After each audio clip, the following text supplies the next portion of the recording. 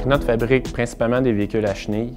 On a un secteur alpin qui est dédié aux dameuses, puis un secteur utilitaire qui est tout ce qui se trouve à être forestier ou sur la terre battue. Prinote fête cette année son 50e anniversaire. Anciennement d'une filiale de Bombardier, en fait. Aujourd'hui, on fait partie d'un groupe multinational nommé Leitner Group. Un des principaux avantages de travailler chez Prinote, c'est qu'on a à se déplacer pour aller tester nos machines dans différents endroits, que ce soit dans des centres de ski, ça peut être sur la neige en plein mois de juillet dans l'Ouest américain, ou ça peut être en plein hiver en Floride pour avoir des températures chaudes. J'étais bien accueilli ici, surtout pour un ingénieur débutant.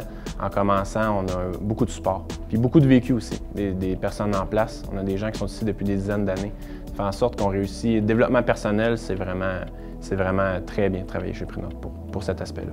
On se sent fier de pouvoir tester directement ce qu'on conçoit dans les bureaux ici, puis de voir que ça fonctionne. La complexité des machines fait en sorte qu'on en a beaucoup à apprendre sur celles-ci. Ça va prendre plusieurs années avant que je devienne blasé du produit, donc c'est certain qu'ayant commencé ici, je veux continuer pour des années encore, c'est certain. Comme on fait l'assemblage complet des véhicules chez Prinote, on a besoin d'une panoplie de professionnels ou de gens qui font le travail. On a des mécaniciens, on a des soudeurs, on a des gens qui assemblent, on a des concepteurs, on a des ingénieurs. C'est une équipe jeune, dynamique et qui a beaucoup d'expérience dans leur domaine malgré leur jeune âge, en fait. Pour un travailleur de Prinote du secteur alpin, c'est super intéressant d'avoir des montagnes de ski à proximité.